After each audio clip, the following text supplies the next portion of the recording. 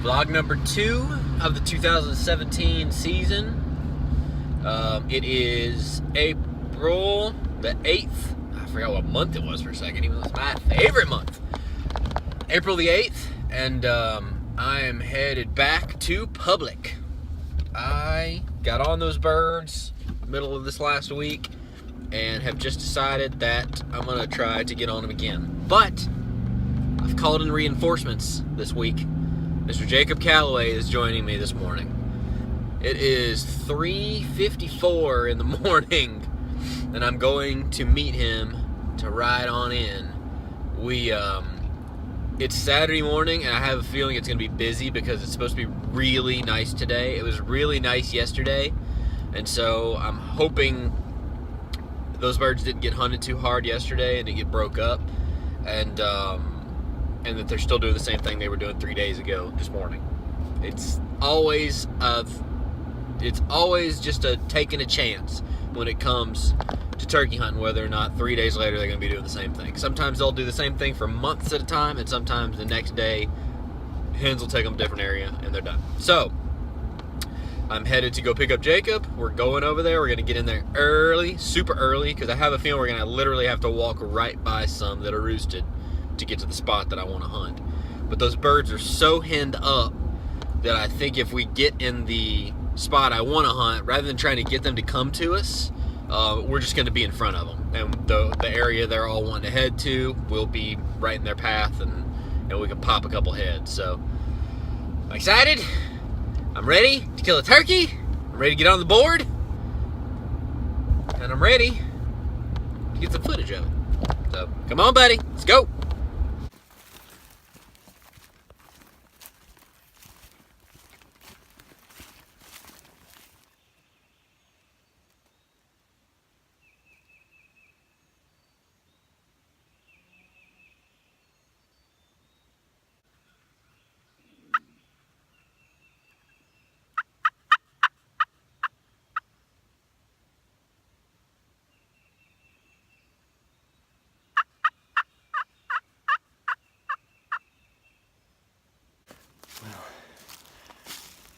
That was a nice hunt, but did not work out as planned.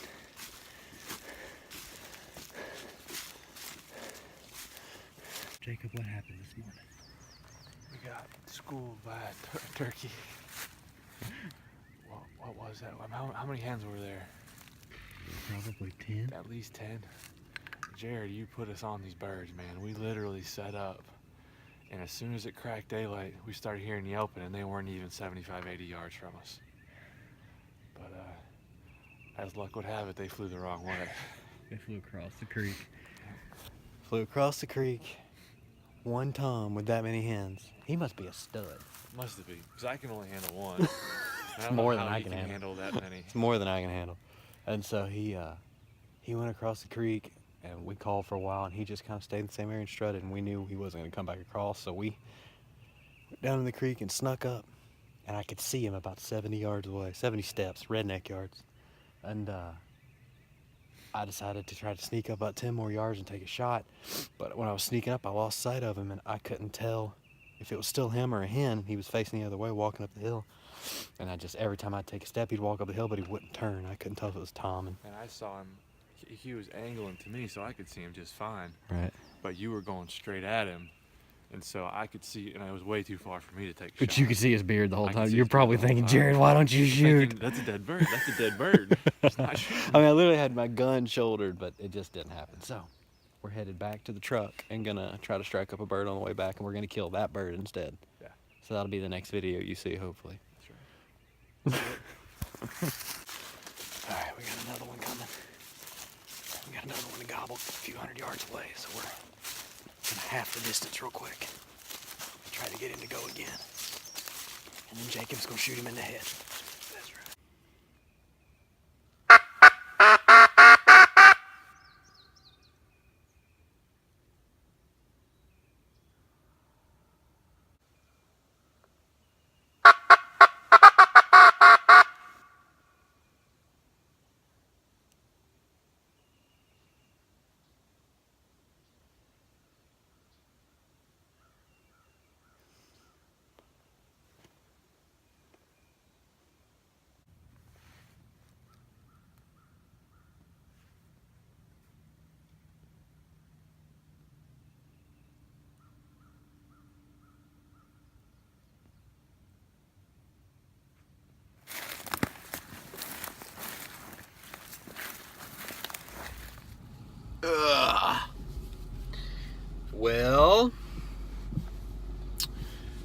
No turkeys.